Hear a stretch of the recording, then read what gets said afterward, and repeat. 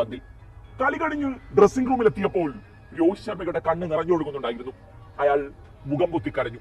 Virat Kohli Indian നായകൻ അടുക്കലെത്തി തോളിൽ തട്ടി ആശ്വസിപ്പിച്ചു. രോഹിത് ശർമ്മ എങ്ങനെ കരയാതിരിക്കും? 2022 ഇംഗ്ലീഷ് സംഘത്തിന് മുന്നിൽ നിലതെറ്റി വീഴുമ്പോൾ ഡഗൌട്ടിൽ മുഖം താഴ്ത്തിയിരിക്കുന്ന അയാളെ ഒരു ഇന്ത്യൻ ആരാധകനും മറന്നിട്ടുണ്ടാകില്ല. അന്ന് അയാളുടെ അടുക്കൽ ആശ്വസിപ്പിക്കാനുണ്ടായിരുന്നത് രാഹുൽ ദ്രാവിഡാണ്. 2 വർഷത്തിനിടെ തുടർച്ചയായി 2 കലാശപ്പോരുകൾ. വിശ്വകിരീടമില്ലാത്ത ഒരു പതിറ്റാണ്ട് കാലം പൂർത്തിയാക്കിയ ഇന്ത്യൻ ക്രിക്കറ്റിന്റെ ഫൈനൽ ശാപം ഇക്കുറിയെങ്കിലും അവസാനിക്കുമെന്ന പ്രതീക്ഷയിലാണിപ്പോൾ ആരാധകർ. വെടിക്കെട്ട് ബാറ്റർമാരെ കൊണ്ട് നിറഞ്ഞ ഇംഗ്ലീഷ് നിരക്ക് 171 ഒരു ബാലികേറമായൊന്നുമായിരുന്നില്ല. അർഷദീപിനെ 3-ാം ഓവറിൽ തുടരെ ബൗണ്ടറി കടത്തി ജോസ് ബട്ട്ലർ ഒരു വലിയ സൂചന നൽകി.